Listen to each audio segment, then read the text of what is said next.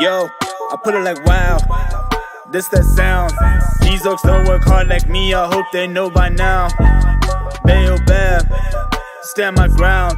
Bro, these money trees go overseas like Percy Tau. I'll make sure you stay around, quiet when I'm under loud. No negatives allowed, me and positivity took a vow. I always play to win, don't anticipate loss. Mind always in the clown, my boy. Never think about the drop, never ever ever think about the drop.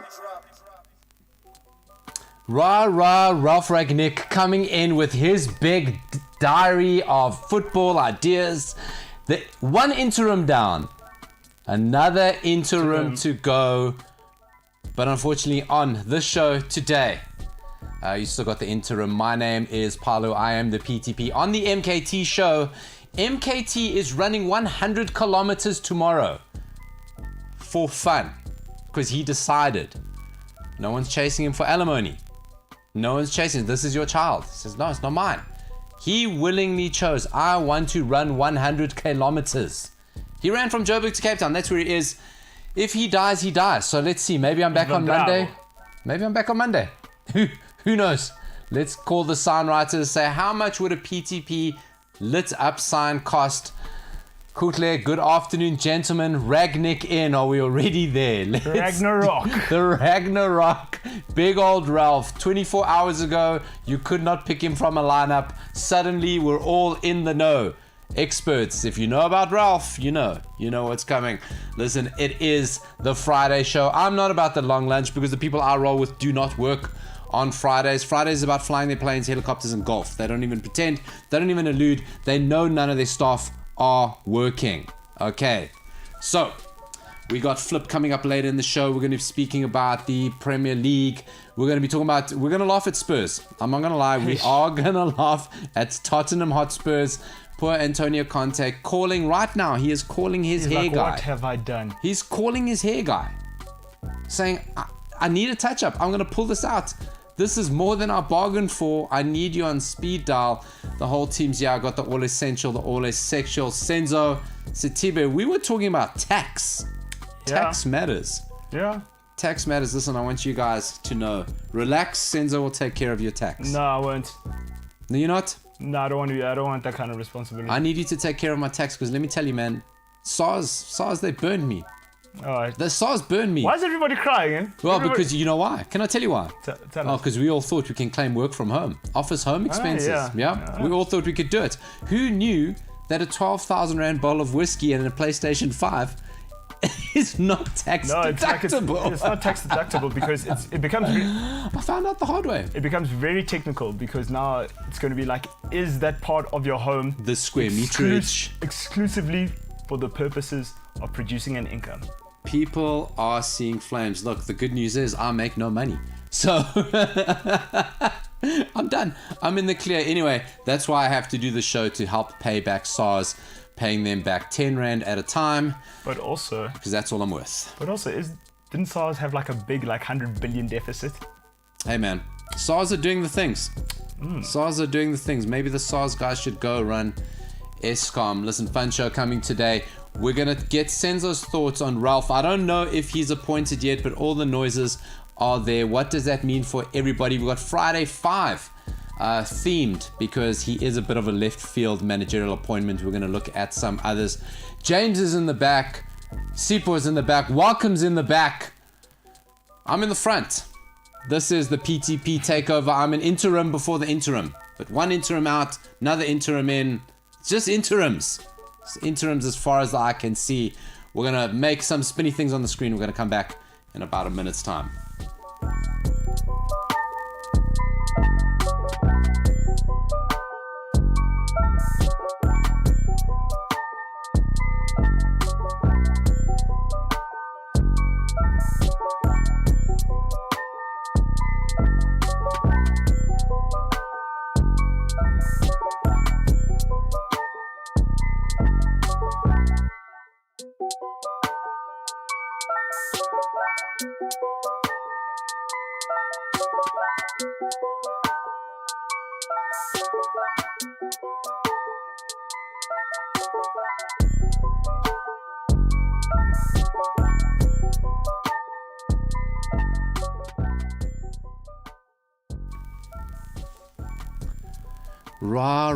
Ralph Ragnick.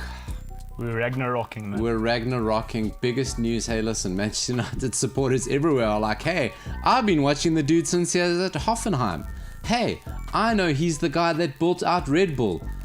Only Bull is what you're talking. No one knows Ralph. You have to be the world's biggest football nerd to know who he is. Hey, the guys in the know, they know. Do you know who Ralph is like? He's like Bielsa. Yeah, football hipsters. They're one of those. These are the guys who were wearing Dortmund shirts before Klopp. They knew they were hipsters. Hey, listen, let's just talk about that just before we get into the Friday 5. Ralph Ragnick, of course, it's going to be big news. Listen, Manchester United have gone through the thing. What I love about it is what I've seen all over the place, right? Because people hate United, okay? They hate them, whatever. Even United supporters hate United. United can never do any good. So for how long have we been hearing, Manchester United have businessmen making football decisions? Manchester United appoints a football man to make footballing decisions.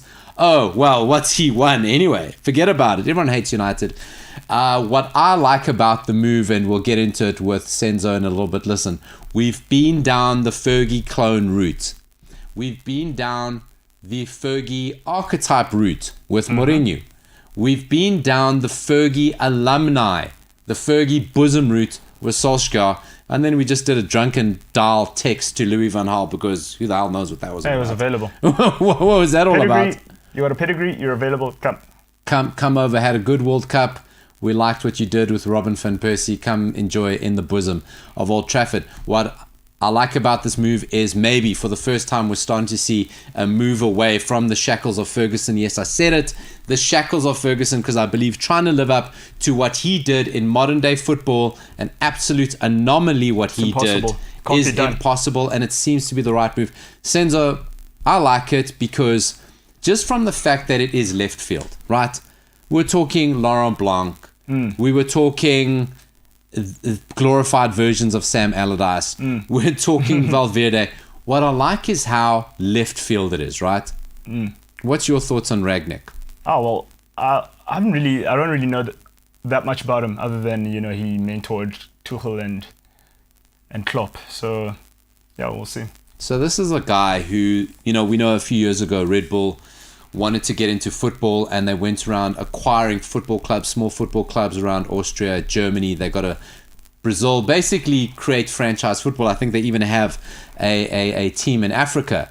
And Ralph Rangnick sat at the top of that institution, basically running anything from the football side, identifying players, putting scouting systems in place. Through his systems, they found Erling Haaland, Timo Werner. Yeah. Through his systems, they found Bayern Munich, so Nagelsmann. They brought him through. He was at Hoffenheim. They took him into Red Bull. So there is a good structure within this. He's a very clever footballing man. He's never done it as a coach, a first-team coach. Yeah, one German Cup. Yeah, the highest level the team with the biggest pedigree that he's coached was Schalke. Yeah, and Stuttgart, yeah. He took Schalke to second. He's won a German Cup, but more so as a very clever footballing man to plan, to put systems in place. Because he was at Lokomotiv, he was head of sports development. Currently, yeah. So that's what he is. This is a good guy who's going to put things in place. Part of his mandate is actually to help Manchester United find his replacement. What I also like about him and the whole interim thing was going to be, what if a guy comes in for 6 months, and I think a lot of guys said, get the hell out of here, I'm not taking this job for 6 months. It's a poisoned chalice for 6 months. So he goes, look, what if you come in 6 months, you do well, you're going to go, hey, I want to stay, hey, we want you to stay. But that's the same thing that happened with Ole. But that's what I'm saying. So I think with Rangnick, it's very clear. This is not what he wants. He wants to build a club from the top down or from the bottom up, whichever way you start building. Yeah. And he'll happily accept this is short term. Let me tell you something. There are players in that Manchester United squad who are not going to like this. They are not ready for him. But United need it, right? Take a think about this. Even going back as far as Rashford. Yeah. Rashford, Greenwood, McTominay, and even Wan-Bissaka, even though he didn't come through Manchester United. These guys have never been coached. Think about it. Who has ever taken the time to one-on-one high-level coaching with Greenwood, Rashford, McTominay, that gone, I am a top-level coach and I'm going to teach you things. No one's ever done that at United. That's true. The last time Luke Shaw was coached was with Pochettino. Yeah, at Southampton, yeah. Right? So you've got Aaron Wan-Bissaka looks like he's never seen a manager or coach in his life. Yeah. Right? So raw, but so much potential. And that's what I like about it. He's going to spend time with these guys and make them better. Yes. And I really like that aspect of it. Will it work? I don't know. Only time will tell. Nobody knows, but I like it. It's imaginative. It's different. No one saw it coming. It's not cliched. It is not a star signing. I hated the idea of Zidane. Yeah. I hated the idea of Zidane. It's very hipster. Zidane was putting Tom Cruise on the front and center of your movie poster. That's what Zidane was. Yeah. Boring, unimaginative, bad fit. I like it for that reason. Will it work? I don't know. I'm not saying he's the best. I'm not saying I know much about it. Basically tearing the whole thing down. Hey, maybe we all know that's what United need. We all know. And if they 100% buy into him, which an appointment like this means, because I mean, part of the deal is he said, I'm not taking 6 months. I'll do 6 months on the bench, but I want a 2-year contract to consult to you. I want to be upstairs. I want to set this thing up. Sporting director. That's powerful, man. That is very powerful. We hope he gets it right. Yeah. Something's got to work. What I like about imaginative, and we're moving away from Ferguson. Correct. We're getting away from Ferguson. Also, it's good for the youngsters because now he's going to say, listen, guys, you guys are still young. You can unlearn these habits like 100%. Greenwood has never been coached. A day in his life, he has never been coached by a high-level coach. That's what I like about this. Even Rashford came in under Louis van Gaal. Louis van Gaal wasn't doing that anymore. So Kara stays. Kara's and the boys. Hey, But they need Fletcher was to- never going anywhere. That's Fergie's son. But you know what? It's fine. It's fine. You do need that. Bayern Munich have that. Juventus have that. It's not the worst thing. Should they be anywhere near the football field? I don't think so. But it's fine. I think this is a step in the right direction. Guys, go earn your stripes. Go mess around with the youth team and stuff like that. Do it somewhere else. Maybe that's the first thing Ralph's saying. So listen, we all know Ralph Ragnick. This is Friday. Going to do a Friday 5. Because that's the thing about this Ralph Ragnick appointment. It came out of nowhere. Quite left field. Only those in the know, hipsters, knew who he was. But he's not the first out of left field managerial appointment. I want to talk about a couple that are a little bit wild. A little bit, when they got appointed You were like, what? to the clubs they got appointed to, you went, what the hell? This is What's going on very, here? very, very strange. I'm going to start off early days of the Premier League. Listen, nowadays in the Premier League, it is all glamour, all international, all foreign. But early days of the Premier League, the most glamorous it got was a couple of Irishmen and some Danes, right? There was no glamour in the English Premier League in the early days, except for something that was happening at Tottenham. They appointed a man called Ozzy Ardiles, right? Ozzy Ardiles, 1978 World Cup winner. Fun fact, Ozzy Ardiles wore the number 1 shirt in the 1982 World Cup because Argentina decided to run their players alphabetically. Bizarre Imagine. sight. The only person who got to not be alphabetical is number 10 himself, Obviously. Maradona. The most unhinged person. Pelusa. So anyway, Ozzy Ardiles was a Spurs player in the 80s, did good things with Spurs in the 80s. Was very weird for him, for an Argentinian, to be playing in England at the time. Him and his friend Ricky Villa, he went off to Swindon. Ozzy Ardiles went to Newcastle, got sacked, and he got brought back to Tottenham Hotspur. It was Stephen Carr. crazy. That is Stephen Carr. Listen, if you weren't around in the 90s, look at that hairstyle there of the man in the purple jacket. If you did not have curtains in the early 90s, You weren't doing you it. may as well not have had a hairstyle. So Ozzy Ardiles comes into Tottenham, and man, look who he brought with him. Jurgen Klinsmann, Gee whiz. Ili Dimitrescu, and George Popescu. Now, you got to understand, those latter two had just reached the quarterfinals of the 94 World Cup With Romania. with Romania. This was a big deal to have these guys playing for you. To have Jurgen Klinsmann, right? It would be the same right now for Lewandowski to sign for Aston Villa. Or Newcastle. Think of that for a second. Lewandowski signing for Aston Villa or Newcastle. That is how big having Jurgen Klinsmann playing for Tottenham at the time was. Ozzy Ardiles was an absolute lunatic. His average formation during that season was 2-3-5. What? 2 centre backs, 3 midfielders, 5 guys up front. It was box office. There were 2-2s, 3-2s, 5-4s.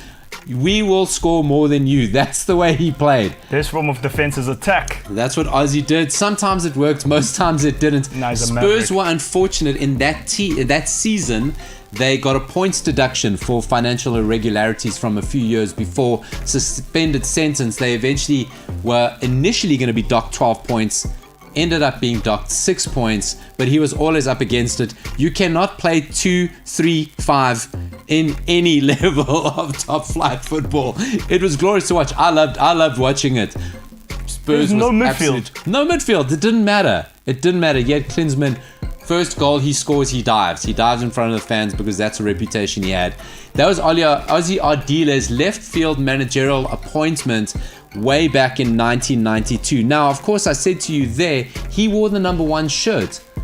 That links him to the next weird managerial appointment. Hey, if you were watching soccer late 90s, early 2000s, there was a guy, a pitbull, in the center of midfield. I think pitbull is unfair because it makes me think of that terrible rap kind of reggaeton artist Pitbull, yeah? right? But he was much more classy than that. I think it was very lazy because of his stocky build. He was an outstandingly intelligent footballer. He had come out the Ajax Academy. He had beautiful dreadlocks. His name was Edgar Davids, and he was the premier midfielder of that time. The original box to box. We loved his glasses as well. He had to wear glasses, had a condition, had glaucoma. And he got permission to wear Oakley water jackets. That's the name of those glasses initially. In that photo there, he's wearing Nike glasses, but he came out wearing Oakleys. What? In the late 90s, a That's footballer true. wearing... We were all raving with Oakleys. We were all he guy was needed to ahead wear of was his palazzo time. pants, right? That's couldn't have made him cooler. But he did play. He did it at Juve, and you know the Italians, they like to swag out there. The guy did it at Juve. He did it at Juve. He did it at Holland. In his first game as manager, I'm going to get to that about his managerial career. When we're talking about him as a player, this guy was Premier. Remember that little stint he had at Tottenham? Class. Oh yes, he did play for Tottenham, yeah. He went to Barcelona in the middle of the season, turned their season around single-handedly. Right, they were going nowhere, turned them around, won the league, spent some time at Crystal Palace, had a weird career. He moves into the coaching job at Brentford. Bottom of the entire football league. The bottom team, he took them over and he did all the things. He was an absolute lunatic. He refused to go to away games. So he's what's with these Ajax guys and going away? Because Dennis Bergkamp was afraid of flying. Well, that's it. He did not want to go to away games. When he was a player manager starting off, he wore the number 1 shirt. And look at that there. So from Brentford, he went to a couple of weird clubs. His last club as manager was in the Portuguese league. Do you know how to say that? I'm going to say that. James, you popped it up on there, that name. Do you know how to say the name on the tweet? Nope. SC Oleniense. I was going to say, that's what I was SC Oleniense. Guys, I want a round of applause for that. But you're Portuguese. So You just give me the round of applause. It's hard to say. Thank you. He ended up at SC Oleniense and gets a red card in his first game as manager.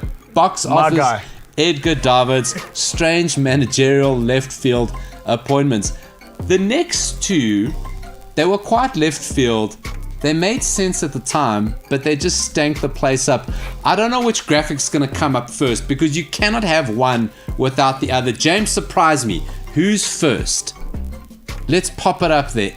SC Oleniense. I'll say it again. I'll get all the props. Sporting Club. Sporting Club Oleniense. Uh-oh, James. There's a technical problem. We've got a glitch. I think I'm confused, right? Are we talking about... We can't hear you. Are we talking about the brothers? I'm lumping them together. We're talking about the Nevilles. I want to get into the Nevilles' acrimonious management career. It doesn't matter who I have first. Gary! You ran my club into the ground, this Look guy. at that sad little puss there. Little Gary. And I mean that sad little face. Gary Neville, now listen, he made sense. What was Gary Neville's next career move going to be here? Just finished playing. What's he going to do? And we all know him. He's a pundit now. Very, very successful businessman. Was he going to stay in football? He spent some time coaching the England team, part of the England coaching staff. Oh, yes. While running Salford FC with his best friend, Peter Lim. Peter Lim. It's not the class of 92 money. It is Peter Lim's money. They own a lot of businesses together. Peter Lim just happens to be an investor and part owner of Valencia. Now, right. A little guy we know, last seen hightailing it, catching an Uber out of White Hart Lane, or the Tottenham Hotspur Stadium as it is. Nuno Santos had run Valencia into the ground. Yes. Peter Lim goes, hey, I need somebody to run it. Who better than let me give Gary Neville his first job in coaching? Your brother's already, yeah? Phil Neville was already at Valencia, part of the coaching staff. Gee, was He brings Gary Neville in. What do you think's the number one thing? If you move to Spain and you want to work in Spain, what do you think you need to be able to do? Speak Spanish. Right, Gary Neville did not speak Spanish. But you know, the Brits. Huge you know problem. them. They don't want to embrace any culture. Un cerveza, por favor. That's all they know when they hit Spain. Listen to this managerial record. 28 games, 110, only 3 of those in La Liga. He got sacked at the end of March. I think he only got appointed at in the January. And he left them 6 points above the relegation zone. That's his record there. Look at that. That is a thing of He looks like his beauty. managerial record in that photo. Crashed out of Champions League, Europa, Copa del Rey, left them 6 points from relegation, lost huge to Barcelona. Conceded 38 goals, sorry. Thumped by Barcelona. He's so scarred by this, he's never gone near it. It's just done. He said, let me go to the TV studio. Let me carry on investing in hotels. Let me buy most of Manchester. I'm never going there again. Now, of course, it was easy for him to go there because his brother Fizzer was there. You can't have one Neville without the other. You need them together. Look at old Fizzer there. So he spent some time at Valencia. Got appointed England women's coach. Did not so bad, did a decent job there. Yeah, got semi-final World Cup. Said something very unfortunate about spousal abuse, which he said in jest. You kind of don't say things like that. Right, didn't end well. Now, where is Phil Neville right now? Now, listen, we've heard about a little football club in America called Inter Miami FC. Owned by David Beckham. Exactly, because of David Beckham. He's been trying to get this franchise off the ground for absolute ages and has been stuck in so many different places. As Inter was signing, before Inter Miami existed, that's where Ronaldo was going when he was retired. Oh my God, when Messi is finished playing, him and Ronaldo are going to play up together. Edison Cavani.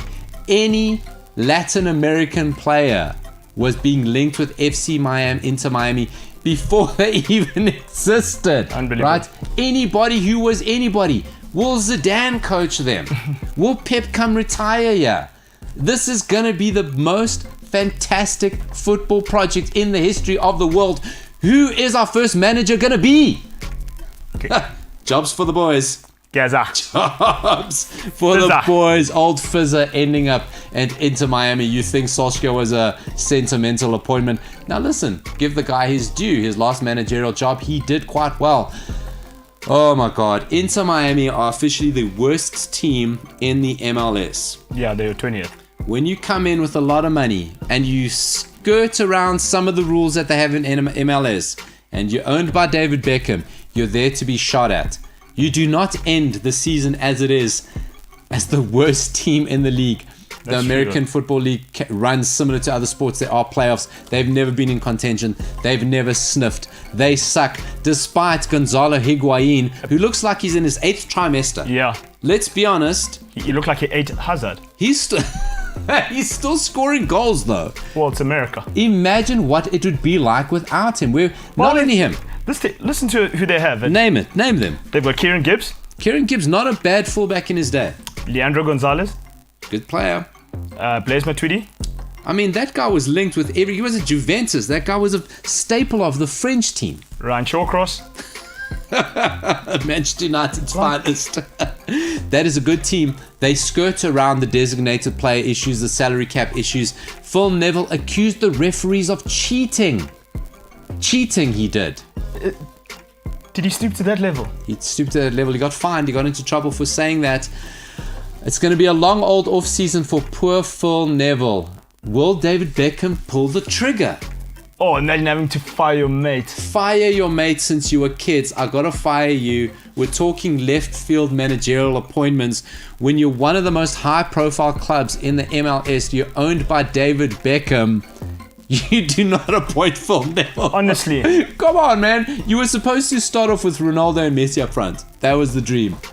You got old Fizzer. Will he make it till the kickoff of the new season? Because they're out the playoffs. Nothing's Didn't even happening. qualify.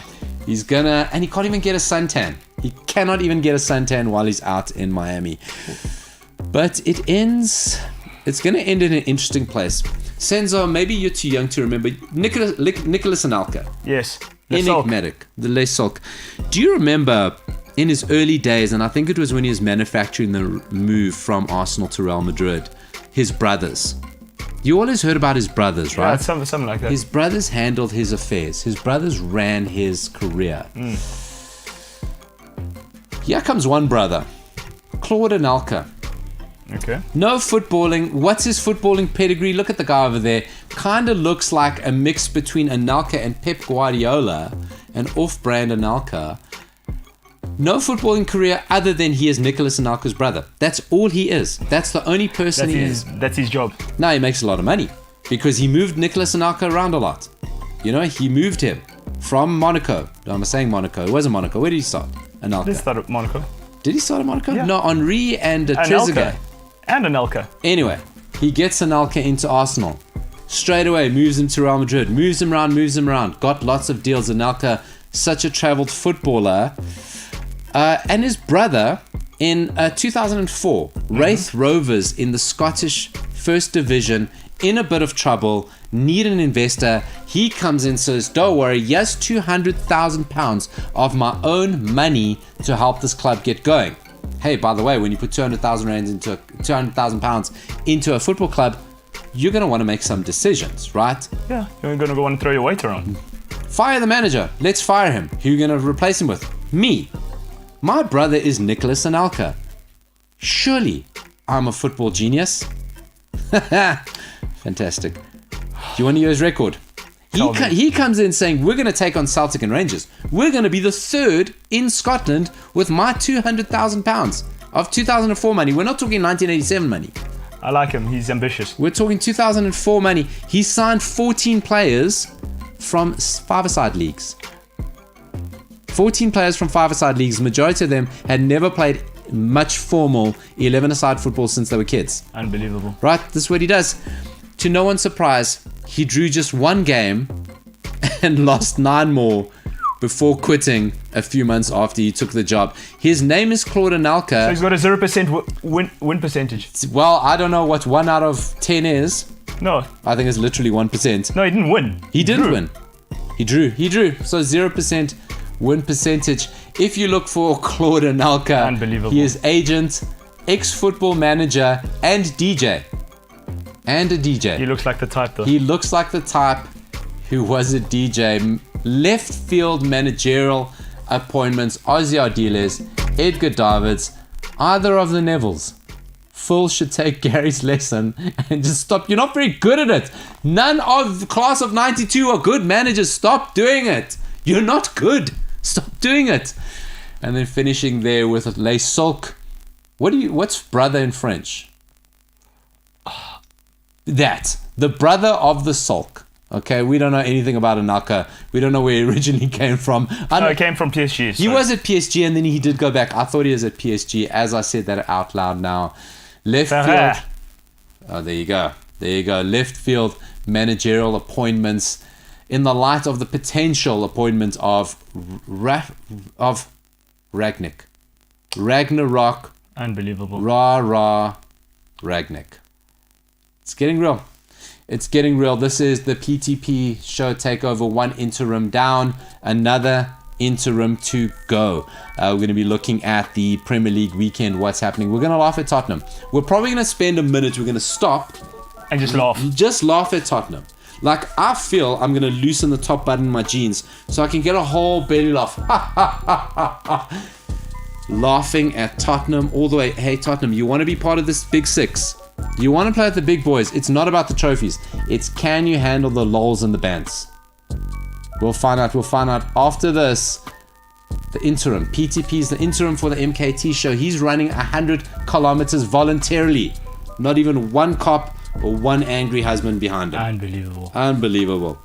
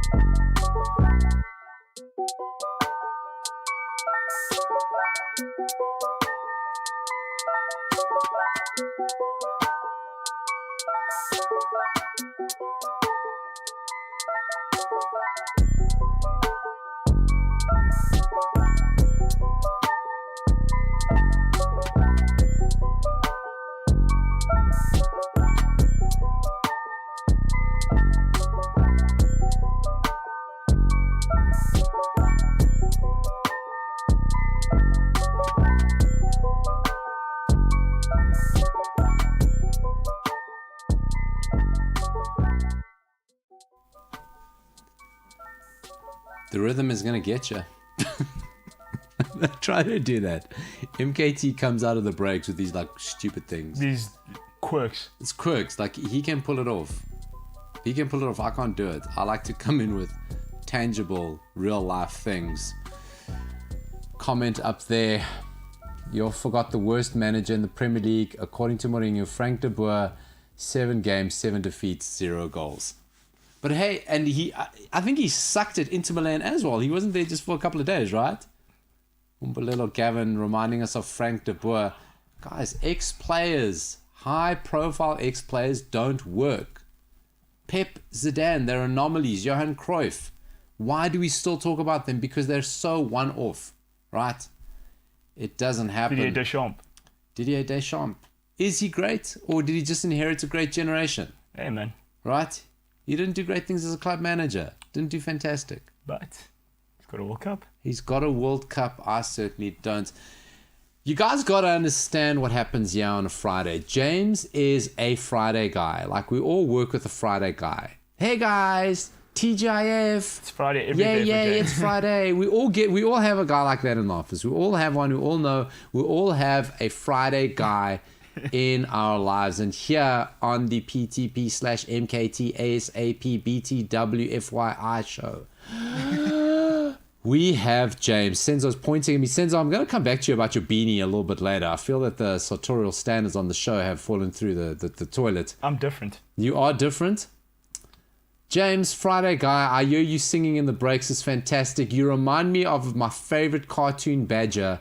That's what it's like working Cartoon with James. Badger. How are you doing? I'm great. It's Friday. Fridays are great. It's been a long week, so it's about to be a good weekend of not doing an awful lot. Not doing an awful lot. This week has been a month, guys. It has. It has been a month. This whole month has been. This month has been a year. This month has been a year. I got to tell you, I started things on the 1st November that I'm nowhere near close to finishing. It's not funny. It's not funny. So, James, what's up for the weekend there for Mr. Ilsley? Vibing. Vibes. Yeah, vibes. Vibes are going to be immaculate as always. I've got some work to do again this weekend, but that's Sunday James's problem. Tell me about Sunday James. I want to hear about this guy. What's he wearing? What's he doing? Vibe-wise, I want to hear, because listen, we know weekday James. Yeah. Sunday James has to be 70% composed of vibes. Oh yeah. I want to meet Saturday James. Saturday James must be over vibing. I think Saturday James is weekday James in flip flops, but I think Sunday James is a whole different level. Sunday James is very, very chill. Like, just super chill because my weeks have become hectic. So Sunday James, I try to like play Xbox or. Do not get you on Sunday. Hey? Speaking of Sunday, James, do not get you on Sunday. Jesus Christ of Nazareth. No, nothing will suck the life out of you like hearing the carte blanche music. That does it. Know. I haven't heard the carte blanche music since I moved out of my parents' house. That's when you know it's a rap. So we've got a couple of international viewers and listeners. Carte blanche. Every country has a show like this. It's kind of like 60 minutes, right? It's the biggest reference, but everyone's got one in their country. It is investigative.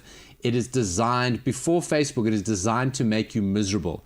And your weekend's going great, and then Carte Blanche comes on and goes, hey, we're going to talk about corrupt officials. We're going to talk about dog nappings. We're going to talk, not the good type of dog nappings when your dog's sleeping, when people come and they steal your dog. We're going to talk about organized dog fighting. We're going to tell you how much your government is stealing from you. So that's what Carte Blanche on a Sunday night. And then the TV channel that is on goes, oh my God, now you're miserable. Let's show you the latest blockbuster movie at 8 o'clock. That's what they do. And everybody knew, every kid we all knew growing up, the show has been around since I was a child. You just knew when you heard that music. I know the guy who composed the music. I know the guy and his son. Do they still do the 8 o'clock movie? Of course. That's still a thing. I think they still do, but I mean, who watches movies on TV anymore? Yeah, I barely ever watch. That's DSTV. what I'm saying. That's what I'm saying. So, because by the time, I mean, the 8 o'clock movie, I mean, God bless, they try to get it out as soon as they can, rights-wise. But I mean, we all been watching it, right? We've all watched the movie already by the time it comes out. Listen, I'm sure it's, for some people it's great, but for, us, we're so on the line, We're all part internet these days that we get the movie way before. Sunday James. Yes. What's Sunday James like when there's a Liverpool game, like the early kickoff, versus Sunday James when Liverpool is the 7 o'clock kickoff? It's a great question. They are. So Sunday James early kickoff is heavily dependent on what Saturday James did. Sunday James late kickoff is always the same though, because he's just vibes the whole day through, looking forward to the game, and then the game, and then the vibes are generally immaculate during the game because Liverpool's dope. Early game, I'm not gonna lie, those are the ones I probably miss the most. I don't see those ones often because of what Saturday James did. Does Saturday James leave notes next to the bed for Sunday James saying, drink this glass of water? Dear future self. BT Dubs, I left the car running. Saturday's James, his grandpa comes over. His grandpa comes over. Right. Yeah. So Saturday James... I don't want to make it sound like I'm some degenerate. Not every Saturday. It happens. Yeah. I imagine you're a lightweight, 2 flying fish, and you're anybody's. You would be wrong, sir. You would be dead wrong. Nah, you can see. You think so? Man of stature. So Saturday James sits down, writes a note. Dear Sunday James, the car is running. Here's a grandpa headache tablet. I threw the gun into the lake. In case of emergency. If you can't find your phone, look in the toilet. Sorry about that. Expect a call from Monday. So that is weekend James versus weekday James versus Sunday James. Most humans in the world, pretty much all humans in the world, are 70% body water or so. Is that the right number? Except Ryan. Ryan doesn't believe Ryan's in water. no water. And James. James is 99% vibes, 1% organs. It's true.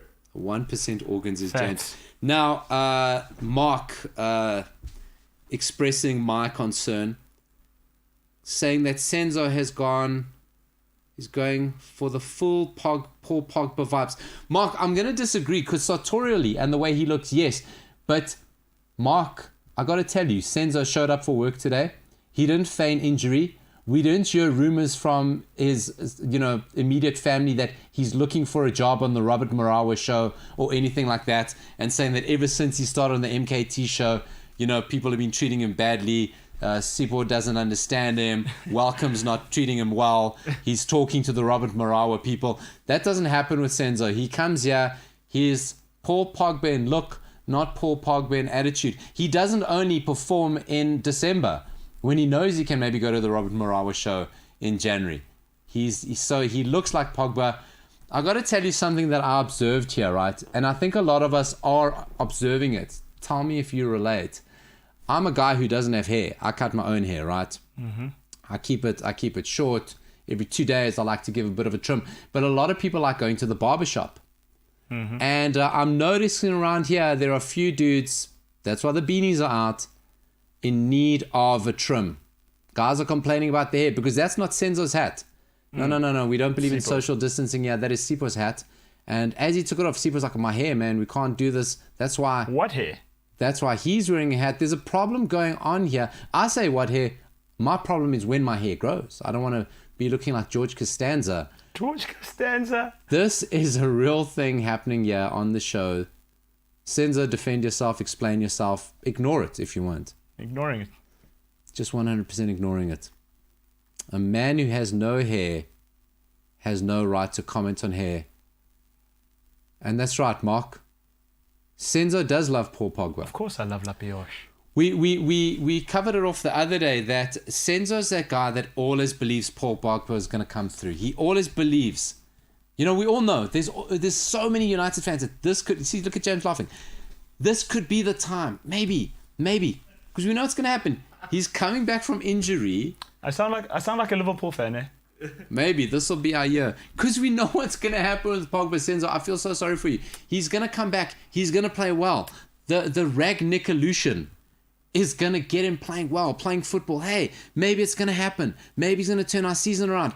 Maybe he loves us. Paul Pogba hates you, Senzo. Yeah, I'm in an abusive relationship. He hates you. Paul Pogba hates you. If Paul Pogba saw you in the street and he said, I love you for playing for Manchester United, he would get Mina Raiola to come and say, I hate you. He wouldn't even say it himself because he's a coward. He's a coward. Speak for yourself, you big coward. So that is Senzo. Shame. He loves Pogba so much. He believes he's going to do it. He's going to play great in December, right through January, while the transfer window is open. He's going to get injured in February. 30. If he stays. What's January? How many days? 31 days in January. 30 days. Feels like 60. He's going to, on the final day of January, sign that contract. Oh, guys, I'm off to PSG for no money. Thank you very much. I'm going to go play with Zidane. Au revoir. Bon Say voyage. goodbye to Pochettino on the way out as the next interim leaves.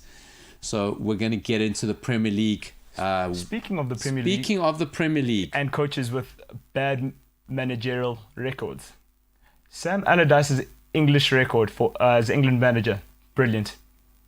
A 100% record. Played 1-1-1. Did he actually coach a game? Did he coach one game? Played. He coached, yeah. I'm glad that the sort of Sam Allardyce, because there was a lot of opportunities for clubs to turn to Sam Allardyce, but it seems like that old cabal of old boys has finally been broken up, right? Sam Allardyce could have walked out of this international break with a Norwich job. Yeah. Right? 2 years ago. He was the go-to guy. Sam Allardyce comes out with a Norwich job, and I'm glad to see that period is over. Now listen here. When is this? Sunday. At 4 o'clock, a club called Tottenham Hotspur are playing Burnley. Oh, no. Not an easy match by any means. But home or away? Playing away. Tottenham fans, listen. The UEFA Conference League, to call it a league. I'm not a guy who wants to sit here and say I hate small clubs, right? I don't want to say that. Because I totally support why they put this competition in, right?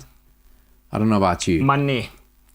Well, that's the cynical side that I'll get into. But I believe every football club, listen, when they started European football, there were less countries in Europe, right? That's true. The USSR was still one country. Czechoslovakia. There's been a lot of upheaval. There's a lot of new countries. Certain countries weren't independent. They were states, whatever. So You can't now force all these 55 odd nations with 20 teams each and go, well, we don't have anything new for you. So I 100% support the creation of a conference league. Just hold on. I just thought of something very, very, very out there. That there weren't that many countries. So I'm thinking about USSR, then became Yugoslavia, then became Serbia and Montenegro. Now they've got their own. So you know what I'm saying? That's crazy. So you got to create, you got to move. That's fine. But when you create something like the Conference League for the reason of giving other teams a chance to compete, because they'll get better, they'll improve, they'll improve facilities, they'll improve the infrastructure, and the football. And there's more money in their pocket. Right? But then leave it for those teams.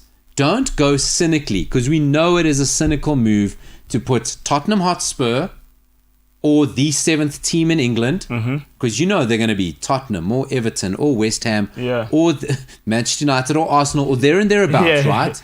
Box office. And you know it'll be big draw and Roma. Yes. Or the 7th, 8th, whatever team from Italy. Because you know they're going to be big draws, right? You know they're going to be. Don't go putting those teams in for the cynical reason of getting eyes on the screen. You're either doing it for money or you're doing it for the good of the game. Just, pure footballing reasons or money, Because when they did that, they must have thought, hey, this is going to at least a semi-final. If not Roma, Tottenham in the final of the Conference League. What a way to start. That's good. Ex-Mourinho narrative, big clubs, that's great. Everyone loves it. Let me read some of the other names of teams in the Conference League. There is a team in there from Denmark called Randers. I've heard of Randers. You heard of Randers? Good. Okay, no, that's good. Well done on you. I hadn't heard of them. Have you heard of the Lincoln Red Imps? No. From Gibraltar. They're in there. They're in the... From Gibraltar? James? The Lincoln Red Imps. From Gibraltar? From Gibraltar. Are you saying the Lincoln Red Imps? I'm saying there is a team of imps from Lincoln. They wear red and they are in the Conference League. It may surprise you. Can I tell you, they have played 5 matches, won none, lost all 5, scored 2 goals. Their goalkeeper has made 15 saves and they've conceded 15 goals. No, come on, guys. Nice. No, guys. But that's what it's for. There is another team in here. Do not number Gibraltar are ranked on the FIFA rankings. I think they're bottom. 196th. Yeah, I think that. I do think they play better football than Manchester United. Hey, that's not what we're talking about, right? They are San Marino lost. Right, they are the Lincoln with. Don't get me started about San Marino, because Gibraltar is newer to UEFA than San Marino, and they're even worse than Gibraltar. But anyway, that's not where we are. There is a team there called Jablonec from the Czech Republic. How much? Jablonec, right? There is a team called Zorya Luhansk. I've heard of Zorya. Great knowledge, Senzo. You are great knowledge. So I'm saying Lincoln Red Imps. Got to get a shirt. Gibraltar. But I'm not complaining about it. Let these teams play against each other, right? Gibraltar, guys. Don't go put Tottenham in there, because Tottenham Hotspur we can't call them Tottenham Hotspur. They've lost the Hotspur because, their brand. Tottenham Hotspur are going to hammer all the teams. No, wait, they're not. Evidently not. No, they're not, because they've played 5 games, won 2, drawn 1, lost 2. Look at James. Tottenham Hotspur are not going to hammer everybody. What do you think will spur them on? What will spur them on? Maybe you think, let's go to Slovenia. Maybe a trip to Slovenia on a Thursday night to play in front of 5,000 people. I thought I was watching a game, pandemic football. I thought, there are no fans in the football. They must have banned people from the ground in Slovenia. Can I make this situation a whole lot worse for Tottenham fans? Tottenham fans, please, I hope you are listening. We're giving you big time on the show. Go for it, James. So, I did a little bit of research and stuff on this club that Tottenham lost to last night. This is their stadium. This is unbelievable. This is Ines Mura from Slovenia. James, I don't know if you're going to get into telling us when they were founded, right? Yeah. They're the Slovenian champions, aren't they? Yeah. Slovenian champions, Ines Mura, not on the same par as Tottenham, but James is going to wow us with facts on Ines Mura. Before I do, everyone just needs to relax about my shirt in the comments. I do wash it, and it is a nice looking shirt. That's why I wear it. Okay. Sorry, 2 people in a row just came at me for no reason. Anyway, so Sipo will be the judge of do you wash it. We'll leave it to him. But I'll take your word for it for now. Okay, so this club, right? 5th in the Slovenian league, were only formed 9 years ago. No, they're only 9 years old. 2012. All right. I have older underpants. Don't have a crest when you search them on Google. That's not true. If you search them on Wikipedia, Hold on. This club is technically 4 years old, actually. 9 years. Sorry, no, not 4. It's 2. This guy's going to help me with my tax, right? How do you figure that? Leap year. 2012 was a leap year. This guy. This is the guy going to help you with my tax. I'm getting back 3 million rand from SARS at that logic. But isn't that only if they were formed in February? But it's a leap year. But they were formed in a leap year. How you know when the leap year was astounds me. Yeah, it's not weird. Olympics, guys. Oh, really? Come on, man. I did not know that. What did he say? I didn't hear him. Every Olympic year is a leap year. Except for this year because... Well, they moved, yeah. Yeah, because Liverpool won a trophy and the whole world got sick, so they had to move it. Cool, so this club, NS Mura... So James, on that point about the club crest, I did point that out because there's another club in here called FC Flora, right? And there are certain clubs in the Conference League, and this is bad on Google, to be honest, but Google do not put badges for them. They got a little blank. Yeah, it's like playing Pro Evolution Soccer, and they have the fake teams in there. Mm. This is that's gangster. NS Mura. So James, 2012, that's when they founded. 2012, 9 years old, or 4 years, or whatever it With is. 2 years. I did maths. They haven't been invented yet. I know, I'm with you, James. That's why I leave Senzo. He's doing my tax. I did more maths for this, though, which is very exciting. It could be very wrong. So the town that this club is based in, right, only has 11,000 people in it. Okay, their stadium has a capacity of just over 3,000, which is roughly 27% of the town can fit into their stadium. How is that? Imagine. Yeah. Listen, that stadium looks like a 3,000 person stadium. It looks like a 3,000 and some change because they're guys that have to play. Well, hey, he's right. He's right. They got 11,011 inhabitants. Well, there's guys on the bench. Oh, now you guys know maths. Oh, now you guys the maths lit over there, and the guy only does taxes and leap years. Now I'm wrong. Do you want to know how I calculated the 27%? I said, what's 3,000? What Divided percentage by is 11? 3,000 of 11,000? And then I got the answer. I just Googled it. I've got a little website that's a percentage of calculator. Yes. Yeah. I don't know the formula. Don't ask me what the formula is. I don't know. My daughter knows how to do it. She's 11. I don't know. 3,000 divided by 11,000 times 100. Ta-da. That's actually gone in this year and then out the other It's way. same. Yeah. Unbelievable. Yeah. Same. Yeah. Anyway, that's NS Mura. I like this team. They're actually gangster. They'd never won a game in Europe until Last night. And yeah, they beat Tottenham 2-1. So they must have thrown a do you know party. do you know what their nickname is? They're black and whites because they wear black and white shirts. Oh, yes, yeah. Yeah. I read that. Yeah, you're right about their stadium. Bianconeri. Their current squad is made up mostly of Slovenian players, a couple of Bosnian players. They got a German, a Moldovan or North Moldovan in there. That's gangster. That's why they don't have a badge. They do have a badge. It's a crest with a black and white stripe and a soccer ball on it, just in case you don't know. Simple. It's Now, nothing graphic design-y, no. Now, listen, maybe of those 11,000 inhabitants, there's no graphic designers in the town. Well, that's fair enough. We Sorry, don't that's on know. me. We That's on me. don't know. We can barely afford a stadium. Come now, James. Sorry, that's on me. That was inconsiderate. That's on me. You know, okay, right. So now let's talk about yesterday's game, Tottenham fans. Tottenham, aren't they in the top 10 richest clubs in the world? Yes. That's correct. Top 10 richest clubs. They are owned by one of the world's richest men. Correct. Tottenham Hotspur. In London. In the Mecca. They didn't send an under-23 squad. Harry Kane played. Dele Alli played. Dembele played.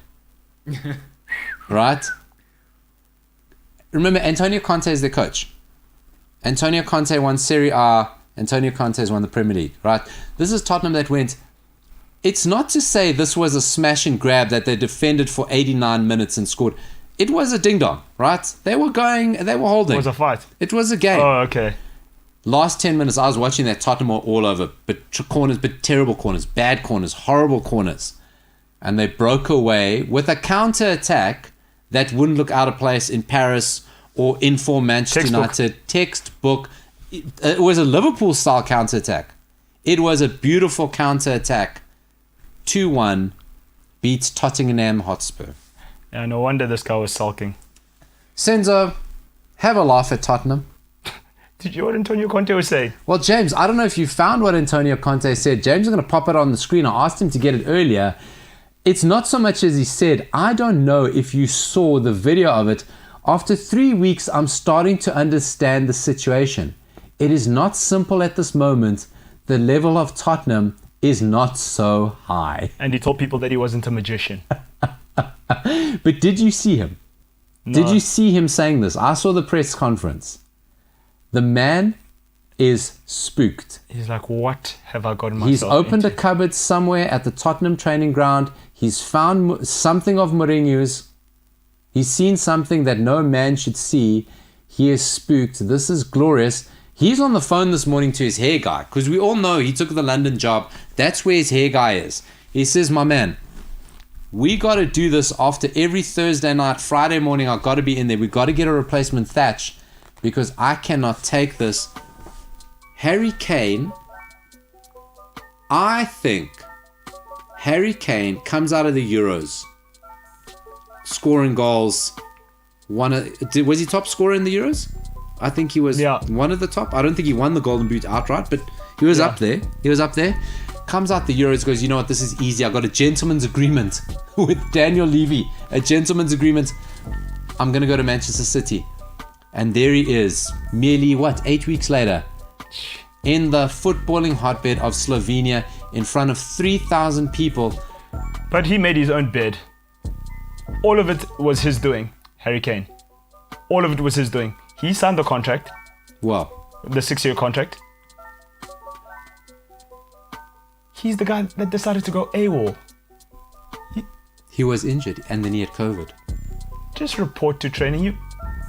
And then Daniel Levy was like, oh, okay, I'll show you. Harry Kane's the big loser. He's being ill-advised by Charlie Kane. At this point, Harry Kane shouldn't only fire Charlie Kane as his agent. You should fire Charlie Kane as his brother. Honestly, sever ties. Charlie has done you dirty. Done him a kipper. Done him a kipper. James, laugh at Tottenham fans. It's not even... I don't feel great about doing this because my stepdad does support them, but if you're in the Premier League, you can't lose to clubs like this. So... It happens. I can't laugh on command. I'm a Manchester United fan. Hey, but everyone's giving it to us. Win the next round, though. Win the next round, though. Tottenham fans, you do not lose to Ines. How bad is the morale at that club? The morale. Morale. You see, Ines Mura is such a bad team. I can't even make a pun with their name. This is PTP interim on the MKT show. Ralph Ragnick coming in with your big old diary full of ideas and appointments with Manchester United players. First man he's calling, hey Ronaldo, watch this video, it's called Pressing. Ronaldo saying, the only thing I'm gonna press is my telephone for Jorge Mendes to say, I want more money. I'm not pressing nobody. That was very good. You're ridiculous. This is the only thing I'm press. I'm press hello. Get out of here. Wow. Go have some water, relax, reset yourself. James is going to have a drink of his sponsored drink, his cucumber soda water. God, we're losing control. God, it's Friday. I'm pressed goodbye. Yeah.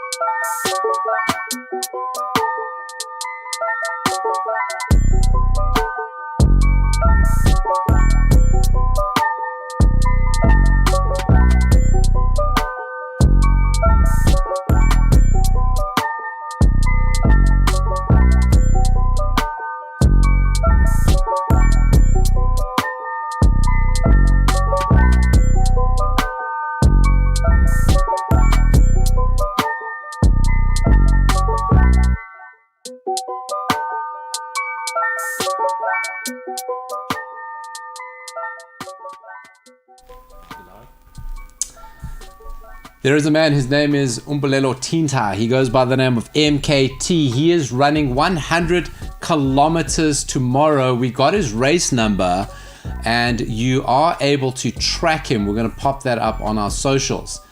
So you can see where he is at any time and make sure that your daughters are locked far enough away if he's in your neck of the woods. A lot of you commenting that NS Mura, their football stadium looks like a Sunday league or amateur ground. I think that's unfair to amateur teams. I think that's unfair. Looks like that 15 million rand stadium. It does. That's what it 100% looks like. But it looks like the 15 million rand stadium that didn't cost 15 million rand and no one paid 15 million rand. And, people did a good job. We've got Flip van der Merwe coming on and we're going to say hello to him. And after that, I want to go back to one of the comments asking James to tell us about his football career with MTN. James has been called out by Jordan Rickson. We know James only takes sponsored gigs, right? So he would only play for MTN. And we're going to find out what all that means. But let's first go, look at him, guilty. That is a guilty face. That is a very guilty face. James playing professional football and getting paid in Boza 5 Rand airtime. Unbelievable. They call him the housewives' favorite. Who's they? Me. Who, James? Certified lover boy. Flip. Oh, Flip, Flip van der Merwe. They call him the housewives' favorite. He has been gallivanting around the UK. We couldn't keep up with him. He did Wales. He did Scotland. Did he do Ireland? We'll find out now. We're going to pop him up on the screen. We hope he's in France. Just like Maurizio Pochettino. There he is, housewives' favorite. Are you in France? Flip. Bonjour, I am indeed. Very wet France. Ça va très bien et vous? Look at these guys taking the show international. Flip, it's so good to see you in a place that you live. Tell us about your past few weeks and your travels. Yeah, not much going on these days. It's freaking so wet outside. You can't move.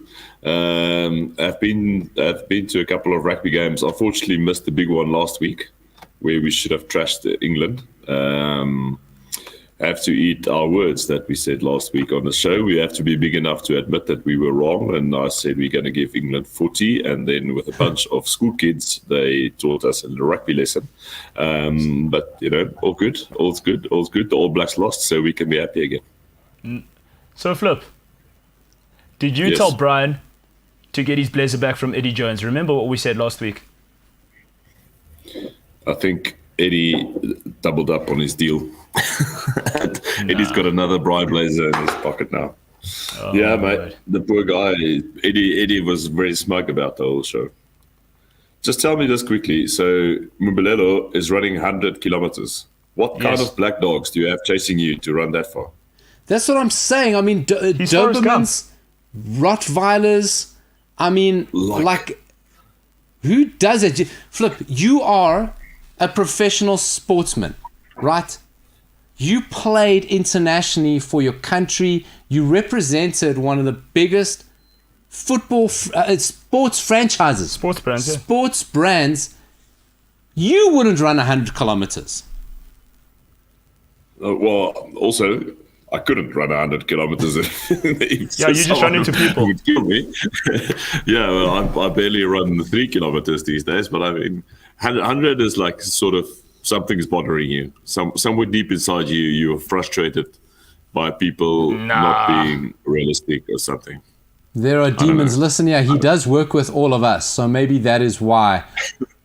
Maybe we are what he's running away from. So we will post it up. We got a link that we can track him. He's given us his race number. He starts very, very early tomorrow morning. I don't even know if he's going to watch the second part of the show. He says he needs to start zoning. Of course, it's 100 Ks. Visualizing. It's 100 Ks. God. What do you do? Do you park your car? Do you park your car somewhere and then run 50 and run 50 back? Because if you 100 Ks from wherever you are. Let's run from here past Pretoria.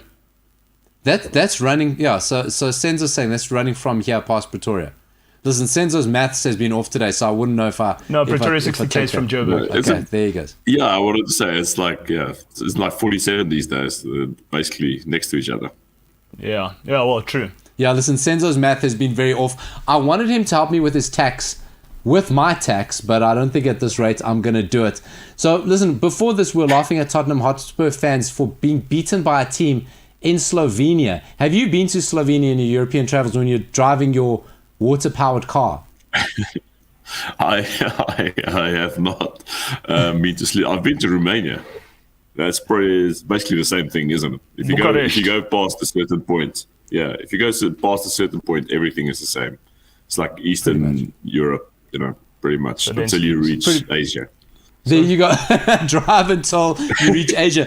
Now, listen, we want to talk to you. First, we're going to kick off about Russygate. I'm going to hand over to Senzo just to set it up for you, and I want to get your thoughts on what's happening with Rassie Erasmus. The whole world is against him. Well, not the whole world. But is he making it easy for himself? Well, Senzo, pick it up. Well, yeah, I just saw the tweet and how he had to, rescind his comments. And I mean, it's just World Rugby being a bunch of idiots, to put it lightly. So, but now he's living his best life. Flip, do you share the sentiments? I mean, is he being picked on or is he provoking? Picked on is a strong word, but I do think it's not fair in a context. You have Dave Rennie, the coach of Australia, basically saying whatever he wants and getting a written warning, whereas when Rassie made the effort to actually point out why he feels that the refereeing was horrendous or whatever, he gets banned for forever because he's a very good coach because everyone hates South Africa. Exactly. Yeah, from all rugby activity. That's ridiculous. But give me here. I'm an idiot, right? Give me the timeline of what's happening here. So is this from when he made his video? Are we still seeing, if that was point A when he made the video, give me the timeline of where we end up till today. Well, I think it was against the British and Irish Lions. Right. He made a comment about, the officiating. Also, as a referee, he should be used to it. People have said worse about referees. So he made the comments about the referee, right? That he was cuck, basically. Okay, so that's basically what he said. Then he made the video showing all the refereeing errors throughout the whole series, right? Okay, what happens to Rassie then? One match. In one match he made. One match. Yeah. So what happens to him at that point? Then he has a hearing. And then they just dragged the whole thing out, unnecessarily. Six months after he has a hearing. So the whole thing's all carried. No one knows. His then comments right before England game. Yeah, so Scotland. Right before England game, he has Scotland game. That's true. Yeah. He character assassinated. He had the hearing. He had the hearing actually just before the November series. Yeah. And then comfortably they wait to deliver the sanction. A few days before the England test. Why? Why not just wait 3 days more and then? Great timing. So is this linked, right? So obviously he makes the comments about the referees.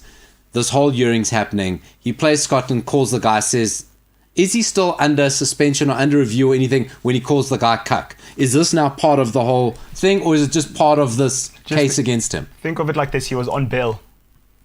And did they take this into account now? They must have. Flip, you think they take this into account? Of course they did. That stuff happens all the time. Yeah, I don't know. It's also the jury that judged them was 3 New Zealand guys. So, how's that fair? Well. So now he is banned from all rugby activity. Can't even go watch a game. Yeah. It's like in solitary confinement. Stellenberg's under 7s. Yeah, it's done. It's done. For up until when? 2 months. 2 months. What does anyone have to gain? Because now we're saying, but it's New Zealand guys here and Australian says this. What does anyone have to gain from this whole situation? If you're not, if you're a opposing or you're a rugby body, nothing. What's the end game? Swinging competition. Of course, because New Zealand is not winning anything. Exactly. They want to win that. Yeah. So it's think of it like when they said, no, we don't want to play South Africa in Super Rugby. Yeah. Does that have any impact on what's been going on? Well, it's kind of like the same thing. They're just trying to show okay, cool. Well, mark my words, Super Rugby is going to die out now, a slow death. Yeah. Because Super Sport was the only guys that actually paid money for people to watch Super Rugby. Yeah. Also, the Now Australian all the teams money's gone. the Australian teams are dead. Like, no one wants to watch New Zealand teams beat the brakes off the Australian teams. Like, what's going on? So Rusty's now in the dog box. He's taking his punishment. He's not going to appeal. He's just going to let it go. No points fighting it. Yeah, he said he's drawn a line under it. So James has the tweet about his statement. Like him and Saru issued a public apology. It says, statement from South African Rugby and Rassie Erasmus. We have drawn a line under the incident and only wish to look forward. All right, and there you go as well. Listen, it's a whole untidy. Oh, With the 2 shots, I don't think he's been doing it the whole week. Yeah, I saw the one with the beer. Yeah, he's been doing it the whole week, living his best life. Rusty doesn't care, does he? Evidently not. It doesn't bother him at all. He's probably sitting. The United Rugby Championship that's supposed to be in South Africa this week. Oh, yeah. Rugby Championship, yes. Yeah, Senzo's typing in furiously. Yeah, why is science winning again? Why did that stupid scientist open his mouth last night? Oh yeah, you're quite right. I mean, has that been impacted? I can't go to Germany now. So listen, that's a whole big issue that we're going to talk about. As South Africans quickly rearrange their plans and start wondering what their travel conditions are. So that's Rassie Erasmus. I mean, is it done? If we're drawing a line under this, this doesn't carry on. Leave it as it is, or they're going to go after him the next time he does something. Well, look, they said the UK said so they've put 6 countries. Like James also got that tweet. So last night the UK said, look, we're putting 6 countries on the red list. Yeah. And it's all the SADC countries, basically. So now it means that the Bulls and Munster can't play. Okay. Because they say, effective immediately from 12 GMT, they are not allowing any flights from the SADC region. And how many matches were supposed to happen over this weekend?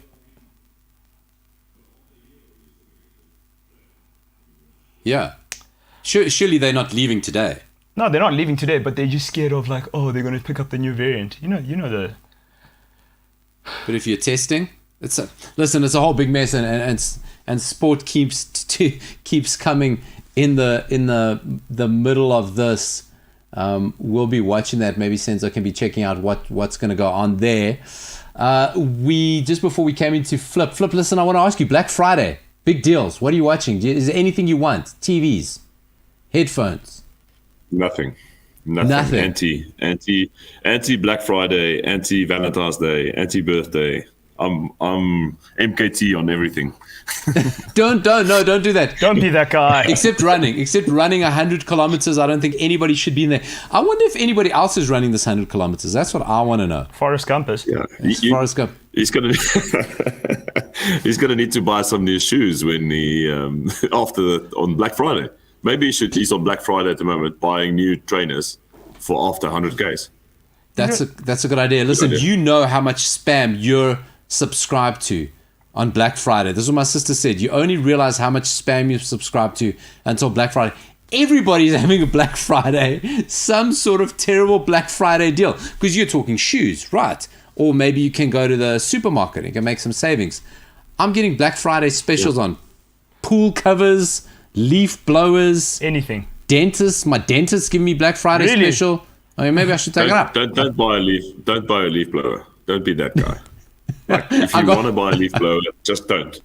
I got one. I got suck it in. Yeah, you're gonna try and use it on a Sunday morning when everyone is trying to be calm, and then everyone will hate you. The neighborhood will hate you. Your wife, kids, everyone will hate you. Look, in that scenario, I'd rather be the guy with the leaf blower than the guy with not. Yeah, but you know this than whole, being woken up by a leaf blower. This whole thing of Black Friday, they're trying to turn it into Christmas. I don't know why in South Africa we have Black Friday. It's got nothing to do with us. That's because it's money, man. It's the retailers. No, of course, but like most people don't know why Black Friday exists. Why do we have Halloween? Just scare the shit out of people. Do people go nuts for Black Friday in France? I think they do. Do they? I don't know. It's not like it's not like the videos we're going to see tonight where they've broken down game and macro to get in There's nothing like that over here. I don't know, actually, to be honest. Because the French aren't crazy about any American construct, so I wouldn't think that they'd want to get into it. The French don't like you even if you speak English. Well, that's what I'm saying. So they wouldn't like anything about Black Friday. Let them eat cake. Let them eat cake. So we want. Let's get on Amazon. I'm going to check what's available. First thing on Amazon. What do you guys reckon will be? Look at that. How much is a Ferrari? Big flex. No, I'm joking. Still can't afford it, even if it's Black Friday. So listen, James, I don't know if we want to get into some Premier League. Just look at what's happening in the Premier League over the weekend while Flip goes to see not only are there Ferraris available, but is he going to save money on a Ferrari? Maybe he's going to buy a leaf blower. Maybe I just reminded him to buy one. Do you guys want to know what got featured as I opened Black Friday on Amazon? Now, this is all personalized, right? It should be, but I have no idea where this comes from. Oh, the one is an Astro Gaming wired headset, which I mean is good. It would sort out my sound issues. That's good. But the very first one is a Proactive MD Adapalene Gel Acne Kit. Flip, listen. Your skin looks glorious, though. So no, but they're thinking ahead. Yeah. Do you know why? Because November ends very soon, and he has to shave. That's got to be the thing. There's probably some facial recognition. They're watching you through your camera, see that you've got the Movember. I mean, is that coming off in the... That's what I'm saying. Is that coming off, or are you going to join up and get the whole family together? The Movember. No, it's probably the beard will come back for the winter months over here. Okay, so you're just going to extend it. Yeah, you're just going to extend it, get the whole family involved. You'll have that weird situation where your moustache is too long with the rest of your beard. You got to sort that out. Maybe look for some trimmers there on Amazon. That might be a thing. We're having a nightmare. We're having a nightmare here in studio. I mean, I don't know. You can see Senzo. Like, the guy's wearing a beanie. It's amateur hour here. Look at that. Because he hasn't gone to get his hair sorted out. Also, it is kind of cold today. Outside. Not in here. No, it's 50 cents. Nissan, yeah. So, like, I'm not happy with the way these guys are coming. When MKT's here, no one's wearing hats. Senzo had a hoodie on yesterday. Today's a beanie. I'm cool, bro. Are you cool? Get it? You're cool. I think we should be ordering you some clippers. James, let's get into Premier League weekend. Your boys, we asked James earlier, what is weekend, James, like when Liverpool play a late game? 5 o'clock, Liverpool playing against their development team, Southampton. James. Oh, they feed a club. When last did you guys buy a player from Southampton? Come on, man. You need to do that, man. You were funding them for a while, doing a Ponzi scheme with Southampton, and now you're just ignoring them. We used to be the Southampton bank, huh? You did. Maybe they're just living large off the Virgil van Dijk money. Oh, they're still balling off that. They're still balling off Virgil van Dijk money. Probably the Sadio Mane money. And Lallana. And Lallana and Danny Ings. You guys just loot, eh?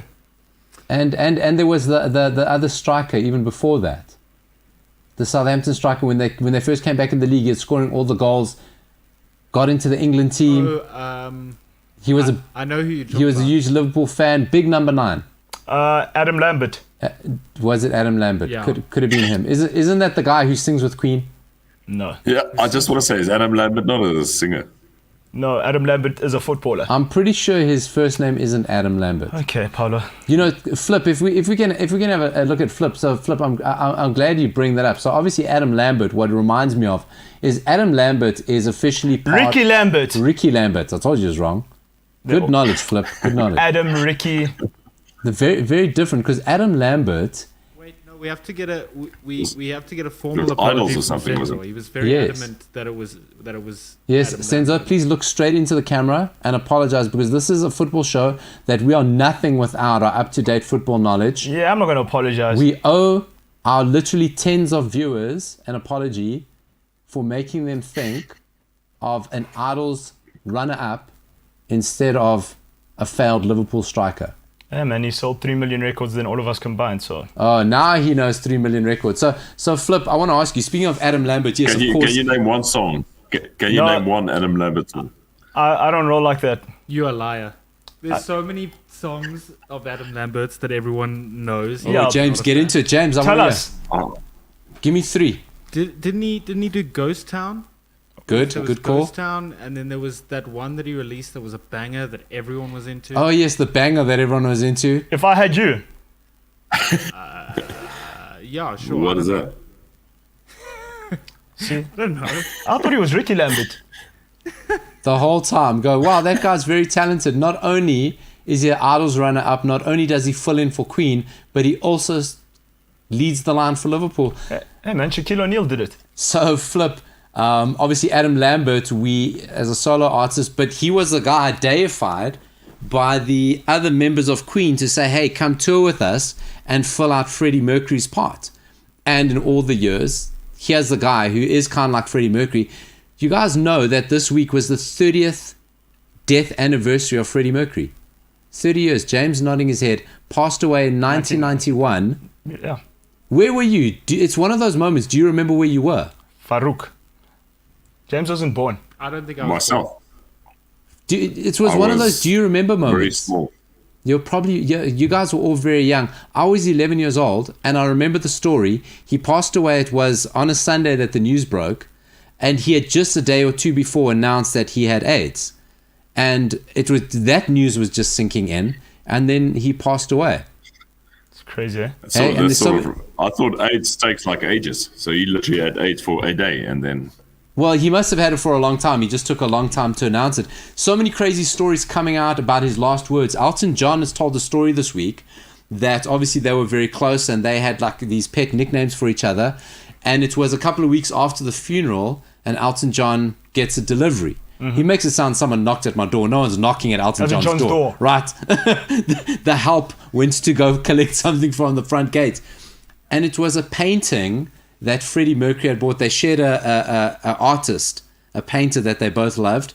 And in his dying days, Freddie Mercury went to seek out this painting to buy for Elton John and have him delivered a few weeks after his funeral.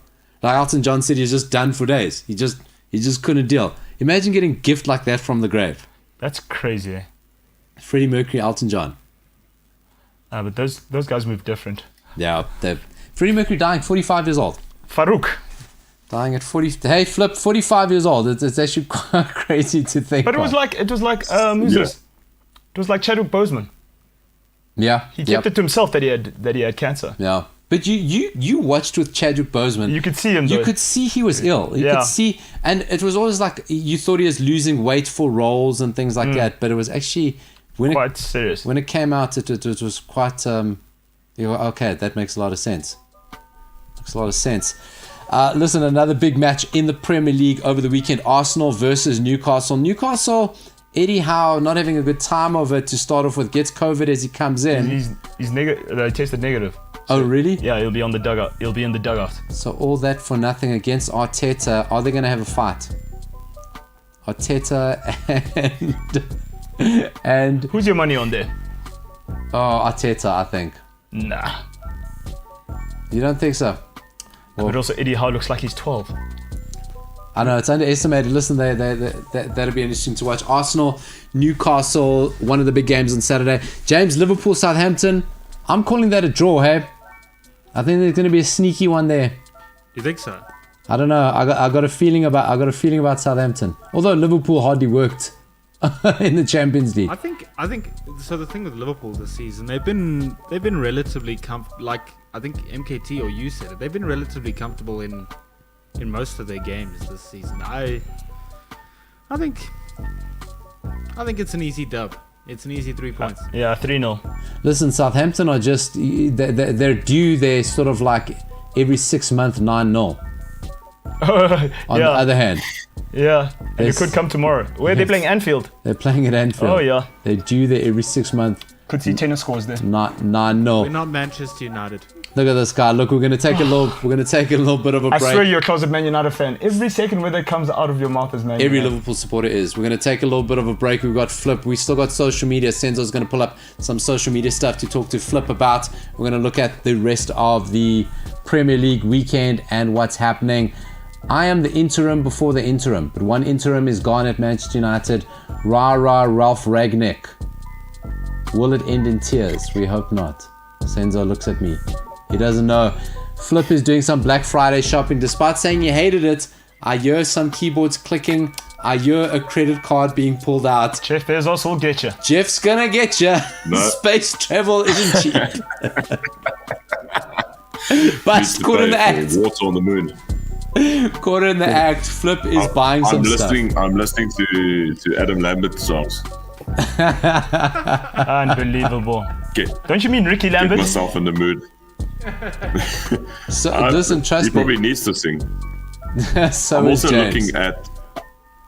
looking at the cricket score from South Africa versus the Netherlands, and we've managed to only rake up 270 for 7 Yeah, we're against 297. Netherlands. I didn't even know they play cricket.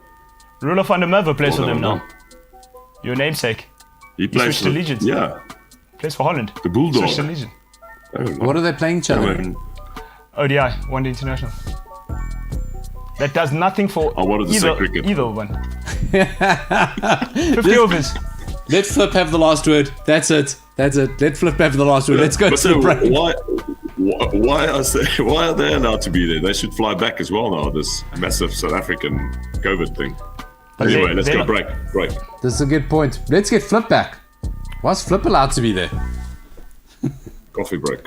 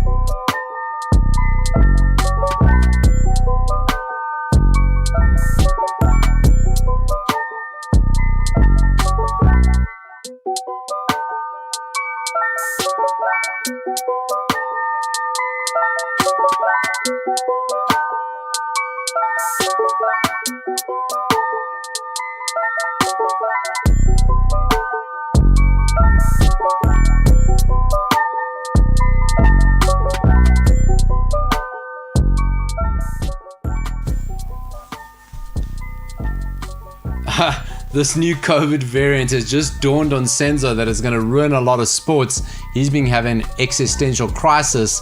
Social media with Senzo, we haven't done enough of it.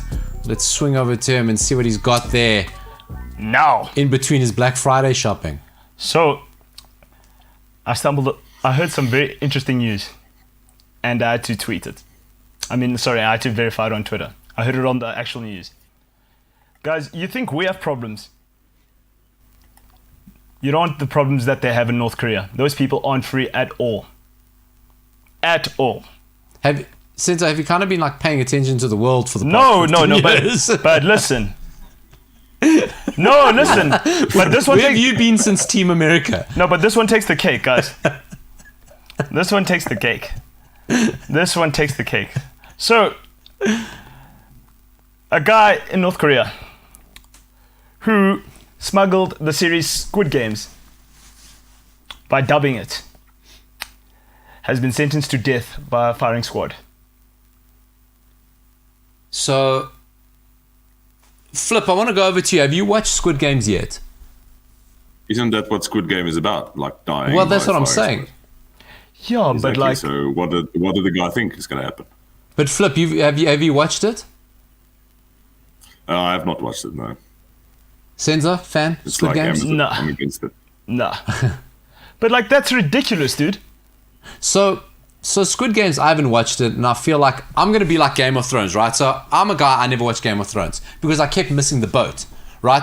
When it first came out, everyone was Game of Thrones, you got to watch it. I never watched stuff because you're like, it's going to suck, right? Sure. Then I broke my leg, and I was homebound for 6 weeks. In the bed, couldn't go anywhere. I didn't watch Game of Thrones then. But you guys are missing the bigger point. No, I'm building a story. I'm building up a narrative arc. Then we had lockdown. I didn't watch Game of Thrones then. Flip, do you think I'll ever watch Game of Thrones? I doubt. Right. Have you watched it? Also, I'm going to spoil it for you now. Go for it. Like, the only reason I watched it was for, there was the blonde lady that was quite Khaleesi. pretty. I hope do I have the right show at the moment? And Drago, the guy that looks like with the long hair. He looks like Aquaman. he play rugby somewhere. Yeah. Aquaman. And then Aquaman actually goes and dies in like the 3rd episode or something. Yeah. And I He's out think quickly. Game of Thrones is like, it's 7 years long. It's goes on 8 forever. seasons. Yeah. So I never got into it. Exactly. Neither. I think Squid Game is going to be the same. Don't do it. My daughter comes home from school. She says, "Oh, we're playing these games called red light, green light, whatever, all these different games. The games they play in Squid Games." I'm like, I understand those games that like you get killed when you lose. So she says, "No, they're just kids' games, whatever." We get a letter from the school saying the kids are playing There's nothing wrong with the games they're playing because they're quite fun. It's the content but they're watching. They're obviously getting it from Squid Games, which is hectic. Like, kids shouldn't be watching that, right? So I think I'm all with North Korea. Yeah. So, Flip, how would you feel, right? We all know North Korea, right? Getting in and out of there, it's a nightmare not getting it. If you're going to smuggle anything, contraband, anything into North Korea, is it really going to be a DVD on Squid Games? It should be a Bible. Wow. I want to bring in something, right? Because now, listen, we know it's a DVD, or was it DVD on a USB? USB. Oh, James. Who still makes DVDs? Well, it's North Korea. You don't know. Maybe we don't know where the technology is. Those people think they won the World Cup in 2010. I heard they're still on VHSs. James. They've got internet, bro. There's no Google and stuff like that. James. Yes. Flip, we had a fascinating conversation yesterday. We were talking about smuggling straws. James introduced the concept of keystering and a prison wallet. Flip, have you heard of these two, or can I get James to explain it to you? James, please go ahead. Oh no. So it's basically when like in prison when they take all of your belongings, right? And you can't actually go into the prison with anything. You've got to find a different way of getting it past the guards, and that method is referred to as keystering, or as Paolo likes to put it, a prison wallet.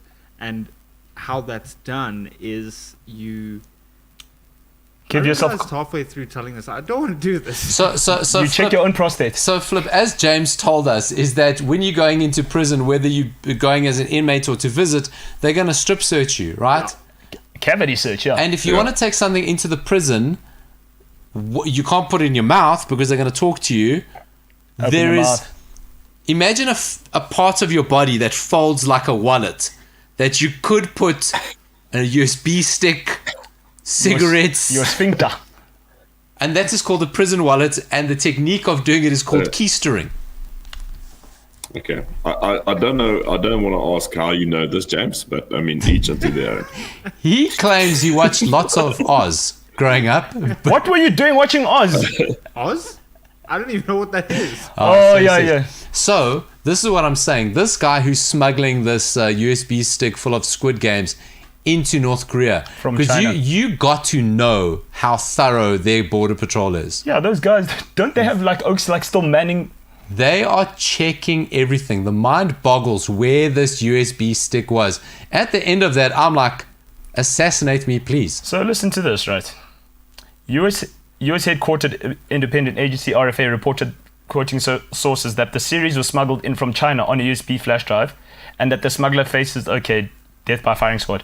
A student who bought the drive received a life sentence, while 6 others who watched the show have been sentenced to 5 years of hard labor, and the teachers and school administrators have been fired and face banishment to work in remote mines. Ha! What? How many people in remote mines? 7. So it's 1 teacher and 6 other guys. Listen, I haven't watched Squid Games. I don't know. Some people may think it's worth it. Don't do it. Can I just add something to this, right?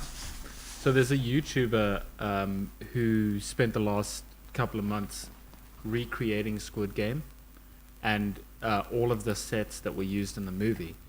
I don't know what the final figure he had spent on all of these sets was, but it did go into the millions. And he released the video on Wednesday. And he took 456 randoms, which is the same concept as Squid Game. And the winner at the end won $456,000. And what this YouTuber had done is quite literally, like to scale, created the entire movie in one like set thing. It's insane. That guy needs to get a life. Say one more time? He needs to get a life. He could get alive. But do you think it would not? What do you think the punishment would be? Because I imagine he's not killing anyone, right? No. It's all for like YouTube content. Yeah. It's not do you think you'd still get death by firing squad if you had taken the videos of that and smuggled it into North Korea? Absolutely. If you smuggle anything into North Korea, you're a dead man. It's like that report, because you remember when Kim Jong went AWOL for a bit, nobody had seen or heard from him. He got the body double. And then somebody wrote the story. That reporter is not there anymore. That's North Korea. That's what they're going to do to you. Listen, like you say, they notoriously think they won the 2010 World Cup because they sent back edited footage of the highlights of the match. I don't know how the North Koreans thought, obviously they don't know the concept of soccer, that matches are 3 minutes long. Because that's pretty much a highlight. Be careful. I hope Kim Jong is not listening because he might nuke us. You know, I watched a Joe Rogan episode with a dissident from North Korea, a young girl that had escaped from North Korea and trekked across Russia. Just a nightmare.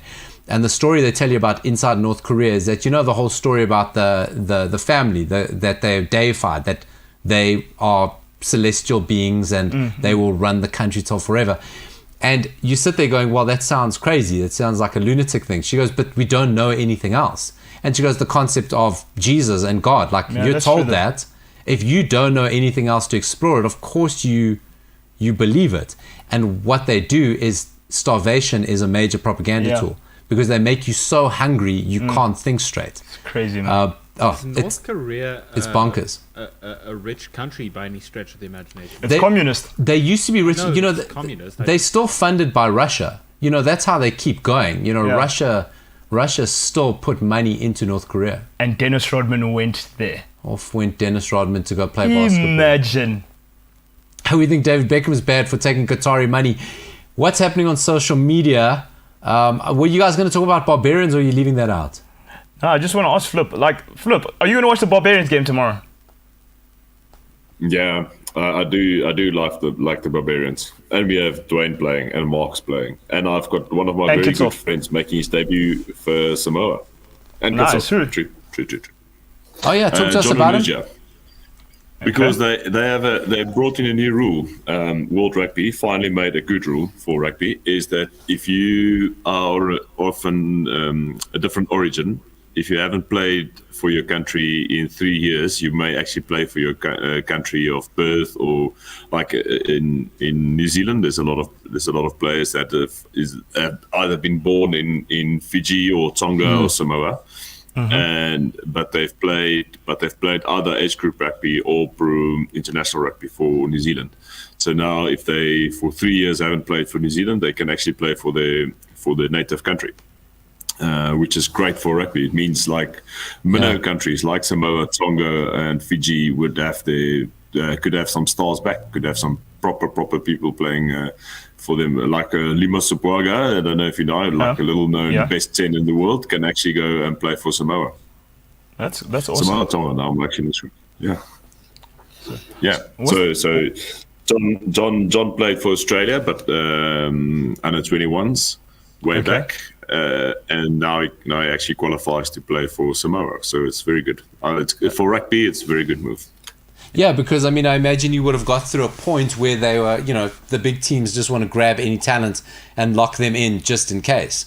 And then for whatever reason it doesn't work out, you go through injured, whatever, and then you're done. Where you're a viable international rugby player. Makes a lot of sense. Like Van der Merwe from Scotland. Yeah. Exactly. I might actually thinking about it. Might announce my coming out of retirement and then playing for Namibia in the next. Why not? You heard it here first. Exclusive. Breaking news. MKT has never broken it. Flip van der Merwe coming out of retirement to play for Namibia. Unbelievable. Raise a Windhoek for the man. Wow. A Windhoek and what's it? Other things. Why not? What is to lose? What is to lose? The man runs 3 kilometers. And runs through people. Raise a Windhoek. You heard it here first. James, that's big news. That's going on the socials. It is. I actually just asked Ryan to post it now so that we have the first scoop. So Flip, thanks for that. Shout out to you. But when you do actually announce it, it has to be on the show, like for real. Oh, it was announced. He just did that. Oh, he said he might announce his coming out of China. Oh no, it's done. You know us. We don't wait for the facts. We just jump into it. Listen, I got to say this is a big moment for the show. We know Robert Marawa. He's back in action. He's back on radio. Is he coming back with an announcement like this? I doubt it. Honestly, I doubt it. Give it to the people that's hot. You know, paper talk. Like Wesley Schneider's coming to Man United. It's gonna happen. Senzo, any more socials? What do you got? Hey, bro, it's wild out there. It's wild. So for some reason, vaccine is trending on Twitter, and yeah, it's just, guys, Europe has just thrown everything into the spanner, into the works. Like it's not okay. So Flip, we were just saying, I mean, Senzo, I don't know if you want to list through all the sports tours involving South Africa that could now under threat. What's going to happen? Well, it's not involving South Africa. It's just like the way it's going to, the dynamics behind it, because like now the Ashes is happening, right? And that's happening in Australia. But they had to move a World Cup to Dubai because Australia don't want anybody in their country. And you know, England in the EU are the first people they don't care about COVID. Yeah. They just rack up the numbers. So I'm just like, how is this going to work? This is interesting. We are not allowed to go there, but they're allowed to go gallivant, and conveniently they're allowed to play the Ashes. You know what I mean? Like, I don't know, man. It's just asinine to me. And now this is going to throw a spanner in the works with like AFCON and all that stuff, and it's going to be messy. So as James pops up on the screen there, the UK banned travel from 6 African countries. Jurgen Klopp must be dancing a jig because that little tournament is might be back on. His Liverpool players might be back. Listen, Flip, we're getting great response here in our comments. Kuklin Kozi isn't happy with me raising a vintage. He wants to raise a Tafel lager. You know a guy is a beer drinker when he drinks Tafel. Am I right? What? Yeah. Tafel is the new thing. Tafel is the new thing. We've got the old colleague Tox van der Linde is promoting Tafel all over and drinking Tafels while having a braai. So I mean, Tafel is the new thing.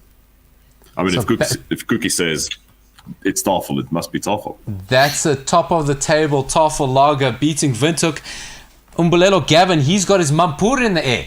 That's how happy he is. No. That's how happy he is. No. But speaking of COVID and AFCON and travel arrangements, 15 clubs in the Premier League affected by AFCON. Yeah, I think Manchester United aren't. They're probably the biggest one who aren't affected by AFCON. Oh, yeah. Is Eric Bailly playing AFCON? Well, they got Eric Bailly, but I mean, not affected by major first teamers. There's the Ahmed Diallo's there. There's a couple. Jeez, that's crazy. There we go. 15 clubs affected, impacted by the African Cup of Nations. Listen, Manchester United aren't going to miss Eric Bailly as much as Liverpool going to miss Salah. Chelsea going to miss Mendy. Arsenal, I don't know if they're going to miss the Thomas Partey there. Nah, they will. They'll be okay. They'll kind of be okay. Did Gabon qualify for AFCON? I can't say for sure. I'll see. Aubameyang would be there. So listen, let's just close off on the big football match of the weekend: Manchester United and Chelsea. Senzo, should we even bother? Should we just not show up, get a 3-0 walkover? I even forgot we're playing Chelsea. Save ourselves the embarrassment. I even forgot we're playing Chelsea. Michael Carrick's got a great jersey. His beard's looking good. I mean, we're on a hiding to nothing, aren't we? It is what it is. Unfortunately, we've got none of the Chelsea fans in the studio today, or maybe that is fortunately. Liverpool. James, do you want to maybe speak on behalf of Chelsea fans? Should Manchester United even bother going? No, absolutely not. Just take the loss, walk over. Is it at Stamford Bridge or? It's at Stamford Bridge. Yeah, no. Rather save the petrol, the hotel costs, all of those things. London hotel's expensive. Yeah. Flip Where's knows. London? Flip knows. Flip. London's expensive. You don't want to be going there for no reason. Don't do it. London's an expensive place, man. London is a very expensive place. You don't want to go there if you know you're going to take hiding. I mean, now, listen, you are a man who earns euros, so maybe it's not impacting as much. In your little sojourns to London, what's the most expensive thing you bought in pounds in the past few weeks? Probably a coffee. How much? How much? It's like, I think it's like £6 or something for a coffee. What? It's like incredible. Yeah. Airport or out in public? Public, good spot. You have to go to the good spots. So always, that's one thing I always do is try and find the good spots wherever we go. And I think I raked up a 6 pound double espresso. Wow, espresso! It's hurts. Yeah, it's hurting. It's hurting. I got to tell you. Let me tell you my coffee story. You know, Mbolelo's MKT's big into coffee. Some people may have heard this. Please humor me.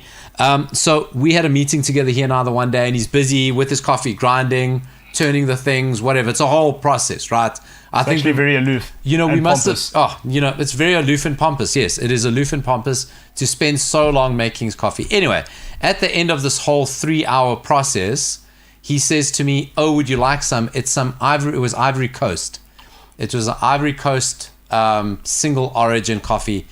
He pours it out for me, says, "Do you want to like maybe tone it down with a little bit of extra water?" I'm like, "Hey, listen, I'm Portuguese. I've been to Italy. Our espressos are strong. I've had Turkish coffee. Like, I'll be okay."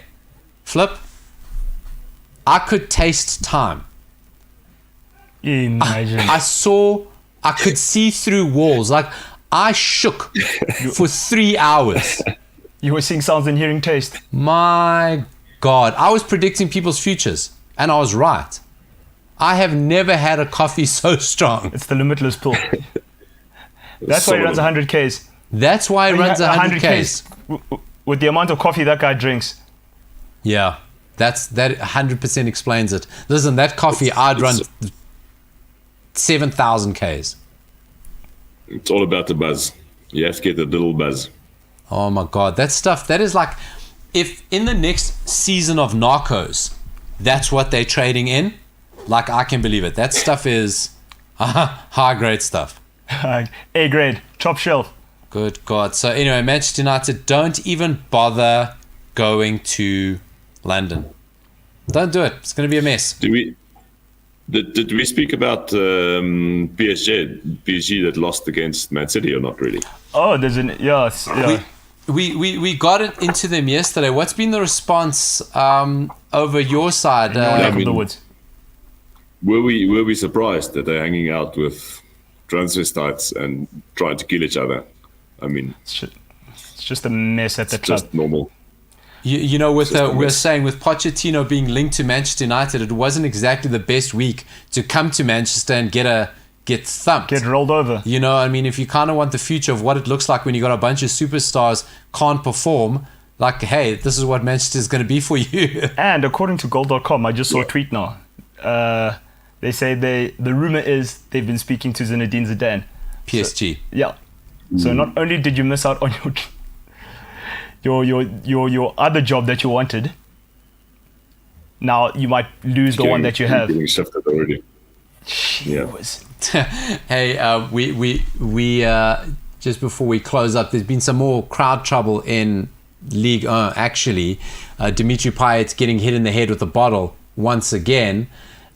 Is the crowd trouble that happens in French football, is it hugely publicized? How do they think they're going to solve the problem? Are they just isolating it to one or two teams? What's going to happen there? No, it's massive. It's massive. And obviously the teams that if you have someone in your crowd, like the Marseille team, you get a hell of a fine and you get, it's heavy publicized, and the guy is being publicly named and shamed as well. It's right, good. Which I think is quite good. I mean, which is quite good. And the guy publicly on TV cried and said he doesn't know what happened. He's been, but I mean, it's a conscious decision. You have to like smuggle in your little bottle cap to literally close a bottle of water and throw it at someone. So you literally, when you leave the house that day, you know you're going to throw someone with a bottle of water.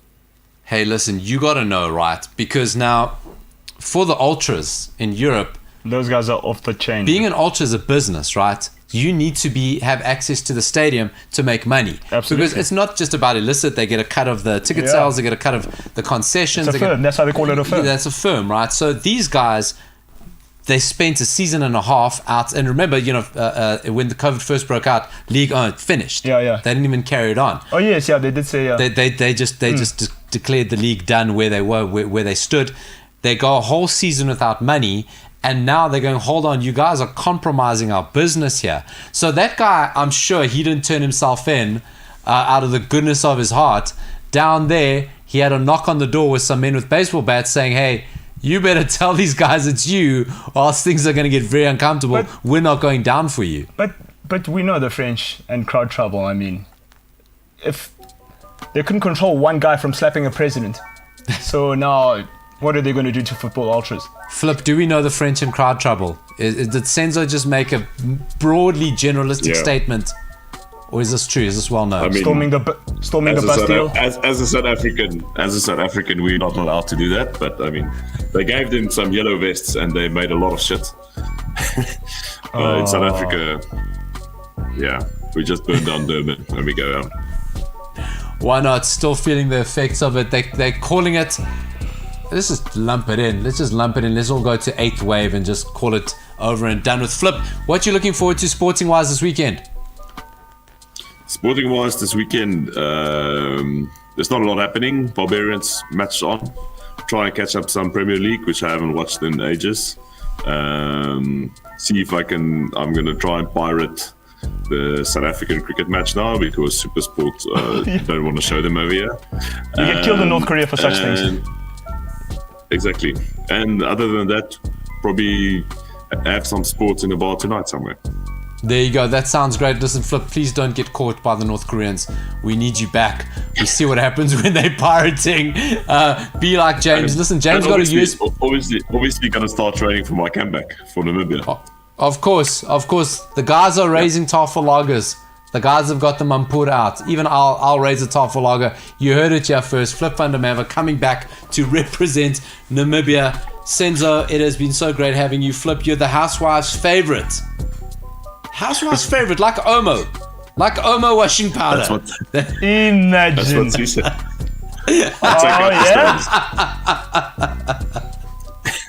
Unbelievable. Oh, I could take that further, but I really don't want to be cancelled. Senzo, it was great. Listen, go get yourself a haircut, please. I'm gonna come. You look like he's smuggling perlemoen. I can't. Go get a haircut.